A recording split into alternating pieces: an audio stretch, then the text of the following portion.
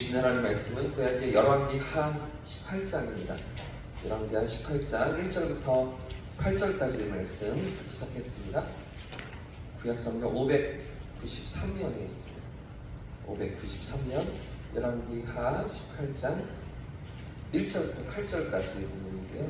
한 절씩 교독해서 읽겠습니다. 제가 먼저 1절을 읽습니다. 이스라엘의 왕 엘라의 아들 호세아 제3년에 유다 왕 아하스의 아들 히스기야가 왕이 되니 그가 왕이 될 때에 나이가 25세라 예루살렘에서 29년간 왔으니라. 그의 어머니의 이름은 아비요 스가랴의 딸이었다. 히스기야가 그의 조선 다윗의 모든 행적과 같이 여호와께서 보시기에 정직하게 행하여 그가 여러 산나무를 제거하며 주상을 깨뜨리며 아세라 우상을 찍으며 모세가 만들었던 목뱀을 이스라엘 자손이 이때까지 향하여 분양함으로 그것을 부수고 노브스탄이라 일컬었다. 히스기야가 이스라엘의 하나님 여호와를 의지하였는데 그의 전후 유다 여러 왕 중에 그러한 자가 없었으니 곧 그가 여호와께 연합하여 그에게서 떠나지 아니하고 여호와께서 모세에게 명령하신 계명을 지켰더라. 여호와께서 그와 함께 하시매 그가 어디로 가든지 형통하였더라. 저가 아수르 왕을 배반하고 섬기지 아니하였고 그가 블레셋 사람들을 쳐서 아사와 그 사방에 이르고 망대에서부터 경관 성까지 이르렀더라. 아멘. 아멘. 할렐루야. 아멘. 오늘도 성령께서 우리의 발걸음을 주장하실 줄 믿습니다.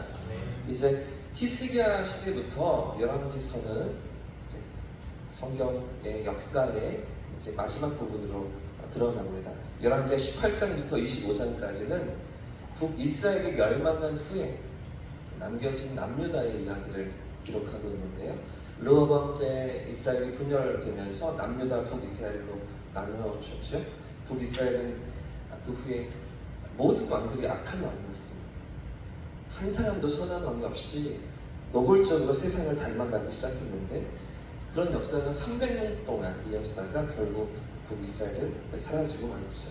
그리고 그 이후의 역사가 열왕기하 18장 이 후반부부터 이어지는 말씀입니다. 먼저 18장부터 20장까지는 우리가 잘 아는 히스기야 왕에 대한 이야기가 길게 나오고요. 어떤 왕들은 뭐 한 장을 좀 차지하지 못하고 그렇죠?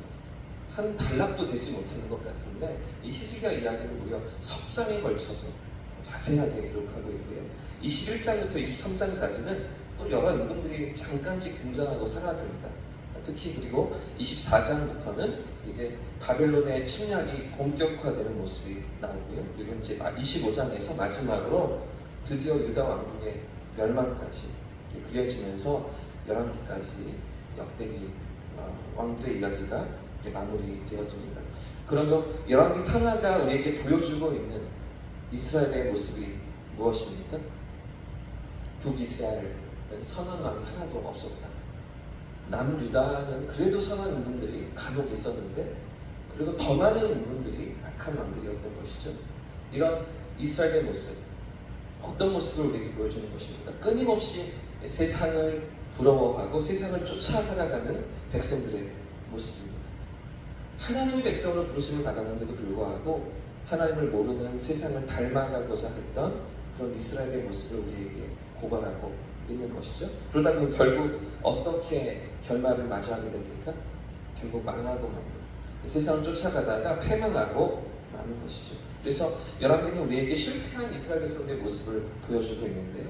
그렇게 많은 기회와 돌이킬 수 있는 시간을 하나님께서 주셨는데도 불구하고 결국은 실패한 그들의 모습을 우리에게 보여주는 것입니다. 그러나 우리 하나님은 어떠십니까? 우리 하나님은 실패하지 않으십니다. 이스라엘은 실패하지만 그 백성들은 실패했지만 살아계신 하나님은 이스라엘 백성들의 실패에도 개의치 않으시고 당신의 계획을, 당신의 섭리를 이루어 가시죠. 할렐루야. 자, 오늘 살펴볼 히스기야는 그런 멸망을 향해 나아가던 남유다의 역사에서 그래도 빛을 발하던, 그래도 하나님의 뜻을 쫓았던 믿음의 왕이었습니다. 여러분, 그래도 히스기야는 다른 임금들보다 많이 들어보셨죠? 그래도 익숙한 이름입니다. 하나님으로부터 죽음에 대해서 선고를 받았지만 간절한 기도로 생명을 연장받고요. 그 증거로 해 그림자가 또 뒤로 물러가기도 하고 또 그렇게 15년의 생명을 연장받기도 했던 그런 왕이었습니다. 자, 그런데 이런 히스기야의 사건은 오늘 본문인 열왕기하뿐만 아니라 역대하에서도 아주 중요한 사건으로 다뤄지고 있습니다. 또 이사야 성경에서도 똑같은 내용이 반복해서 나오고 있습니다. 무슨 내용일까요? 그만큼 히스기야의 삶이 이스라엘 역사에서 중요했다는 것이죠. 아주 중요하게 다뤄지는 그런 인생이 히스기야라는 인물인 것입니다. 그래서 우리가 자주 들었고요, 자주 또 이 본문을 확인해 보았던 그런 인물인 것이죠. 자, 그런데 우리가 함께 생각해 볼 문제는 이런 히스기야의 아버지가 누구인가 하는 거죠. 이런 히스기야, 훌륭한 임금, 선한 임금, 하나님 마음에 정말 흡족했던 히스기야의 아버지가 누구인가 하는 것이죠. 이런 히스기야가 어떤 아버지 밑에서 길러졌는가? 히스기야의 아버지가 누구입니까? 아하스라는 분입니다. 아하스. 그럼 아하스가 누구일까요? 아하스. 유다 역사 이래로 가장 악했던 왕 중에 하나입니다. 북이스라엘에 아합이 있었다면 남유다에는 아하스와 므낫세가 있거든요. 남유다의 악했던 임금들 중에 한 사람이 바로 이 아하스인 것이죠. 열왕기하 16장을 보시면 이 아하스가 어떻게 살았는지, 어떻게 왕의 자리에 있었는지가 나오는데요. 이방 사람의 가증한 우상 숭배는 물론이고요, 기본입니다. 모든 푸른 나무 아래에서 이방 신에게 제사하던 그런 왕이었습니다. 뿐만 아니라 아수르 왕에게 도움을 청하러 다메섹에 갔다가 거기에 있는 화려한 우상의 신전을 보고서 반하여서 마음을 빼앗겨서 예루살렘 성전의 제단을 그 이방 신전의 모습과 똑같이 심지어 크기 그대로 가져와서 만들어냈던 그런 왕이 바로 아하스인 것이죠. 하나님의 성전은 이방 신의 신전처럼 만들어버린 그런 하나님 보시기에 악한 왕. 심지어는요, 자기 아들들을 불 가운데 던지면서 우상에게 제사를 드리고 몰래를 섬겼던 왕이 바로 이 아하스였습니다. 그러니까 하나님 보시기에 너무나 악한 왕인 것이죠. 그런데 이런 아하스 밑에서 누가 길러지는 것입니까? 신실한 히스기야가 길러지고 있습니다. 지금 성경이 아주 중요하게 다루고 있는 열왕기하에서 역대하에서 이사야 선지서에서 기록하고 있는 그런 히스기야가 이런 아버지 밑에서 길러지고 있던 것이죠. 자, 그런가 하면 더욱 아이러니한 게 무엇이냐면 이렇게 신실한 히스기야 왕 밑에서 또 어떤 아들이 자라나게 될까요? 히스기야 그 다음에 임금이 바로 므낫세입니다. 그러니까 이 아하스와 이 므낫세, 가장 악했던 유다의 두 왕들 그 사이에 히스기야 선한 왕이 끼어 있는 것이죠.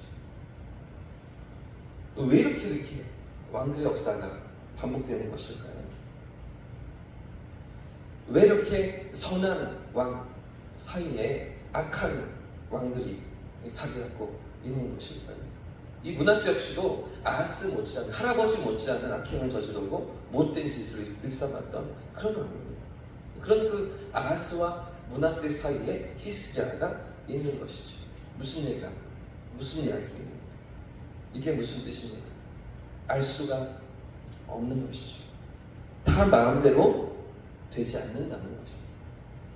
어떻게 이런 악한 아버지 밑에서 어떻게 이렇게 선한 임금이 준비될 수 있었는지, 그런가 하면 또 어떻게 선한 아버지 밑에서 또 이렇게 악한 아들이 자랄 수가 있는지 다 알 수도 없고 다 우리의 뜻대로 되는 것도 아니라는 것이죠. 그러나 우리가 확인할 수 있는 한 가지가 있는데요, 성경이 우리에게 보여주고 있는 한 가지 단서가 있습니다. 히스기야의 어머니가 누구인가 하는 것, 바로 이 부분을 성경이 가르쳐주는 것이죠. 오늘 1절과 2절 말씀을 같이 한번 읽어보겠습니다. 18장 1절과 2절 같이 읽습니다. 시작. 이스라엘 왕 엘라의 아들 호세아 제3년에 유다 왕 아하스의 아들 히스기야가 왕이 되니 그가 왕이 될 때 나이가 25세라. 예루살렘에서 29년간 다스리니라. 그의 어머니 이름은 아비요 스가리아의 딸이더라. 아하스의 아내죠. 그러니까 히스기야의 어머니가 누구라고 성경이 일러주고 있습니까? 아비라고 그러죠. 아비. 역대하 29장을 보시면 아비야라고도 기록하고 있습니다. 똑같은 사람입니다. 아비야의 단축형이 아비인 것이죠. 그런데 이 아비야가 누구의 딸입니까? 스가리아라고 되어 있죠. 스가리아. 그럼 스가리아는 누굴까? 자, 같은 시대를 기록하고 있는 역대하 26장을 보시면, 역대하 26장 5절을 보시면 이 스가리아에 대해서 이렇게 기록합니다. 하나님의 묵시를 밝히 하는 스가리아가 사는 날에 하나님을 찾았고 그가 여호와를 찾는 동안에는 하나님이 형통하게 하셨더라. 이때는 아하스의 할아버지였던 우시야 왕 때의 상황인데요. 그런데 이 우시야를 하나님을 찾도록, 그래서 하나님의 형통하심을 입도록 했던 인물이 누구라고요? 스가리아 같은 사람입니다. 그러니까 지금 히스기야의 외할아버지를 통해서 우시야 이름이 바른 정치를 하고 선한 왕으로 역할을 감당할 수 있었고 하나님의 뜻을 쫓을 수가 있었다는 것이죠. 이 스가리아를 통해서 하나님의 말씀 앞에 깨어있던 하나님의 묵시를 밝히 하는 스가리아를 통해서 우시야도 바른 길을 걸을 수가 있었고, 그런 스가리아의 신앙을 이어받은 히스기야의 어머니 아비야를 통해서 히스기야가 길러지고 선한 왕으로 자라나고 있었다는 것이죠. 그러므로 오늘 본문이 우리에게 교훈하는 것이 무엇입니까? 오늘 성경이 우리에게 말하고 있는 것이 무엇입니까? 누군가는 있었다는 것입니다. 히스기야가 선한 임금이 되기 위해서, 히스기야가 하나님의 뜻을 쫓고 하나님의 마음을 붙들고 살아가기 위해 그 악한 시대 가운데 아버지가 누워있고 또 그 아들이 그런 모든 환경 속에서도 바른 삶을 살아가기 위해서 누군가는 있었다는 것이죠. 신실한 믿음의 사람 하나가 길러지기 위해서, 오늘 본문처럼 히스기야가 세워지기 위해서 보이지 않는 것에서 헌신하며 기도를 심고 믿음을 심었던 아비야와 같은, 또 스가리아와 같은 숨겨진 믿음의 사람들이 있었다는 것입니다. 생각해 보십시오. 그 아비야가 얼마나 가슴이 아팠을까?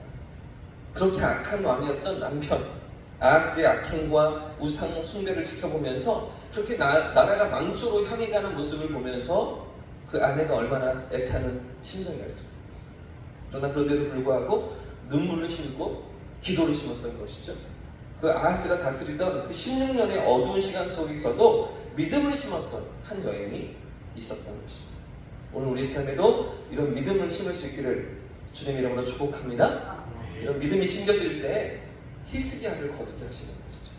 그런 귀한 열매로 나타나게 하시는 것입니다. 이렇게 준비된 히스기야를 통해서 하나님은 남유다 왕국에 어떤 은혜를 주십니까? 7절과 8절 말씀, 7절과 8절을 같이 읽겠습니다. 시작. 여호와께서 그와 함께 하시매 그가 어디로 가든지 형통하였더라. 저가 아수르 왕을 배반하고 섬기지 아니하였고 그가 블레셋 사람을 쳐서 가사와 그 사방에 이르고 망대서부터 견고한 성까지 이르렀더라. 할렐루야. 형통케 하시는 하나님의 은혜, 승리하게 하시는 하나님의 은혜가 히스기야의 삶 가운데, 그가 다스리던 그 유다 가운데 임하고 있는 것이죠. 오늘 우리의 삶에도 우리 가정 가운데도 이런 은혜가 있기를 주님 이름으로 축복합니다. 누군가는 심어야 하는 것이죠. 다 할 수 없지만, 다 우리 뜻대로 되지 않지만, 그런데도 불구하고 거두게 하시는 하나님을 바라보면서, 하나님을 신뢰하면서 기도를 심고 믿음을 심는 저와 우리 모두의 삶이기를 축복합니다. 함께 찬양하고 기도하겠습니다.